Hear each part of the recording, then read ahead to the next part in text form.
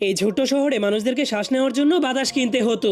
যখন একজন বন্ধু আরেকজন বন্ধুর সাথে দেখা করত, তখন তারা মজার মজার খাবার না কিনে সেই খাবারের টাকা দিয়ে সব থেকে তাজা বাতাস কিনে সেটার নিঃশ্বাস নিত। আর এই লোকটা হলো সেই শহরের মেয়র। সেই বাতাসের ব্যবসা করতে করতে সেই শহরের সব থেকে ধনী মানুষ হয়ে গিয়েছিল। কিন্তু একদিন সে খবর পেয়ে যায় যে টনি নামের একটা ছেলে পৃথিবীর সর্বশেষ একটা বীজ খুঁজে পেয়েছে, আর যদি সেই বীজ থেকে একবার গাছ হয়ে যায় তাহলে পৃথিবীর সব মানুষেরাই ফ্রিতে বাতাস নিতে পারবে।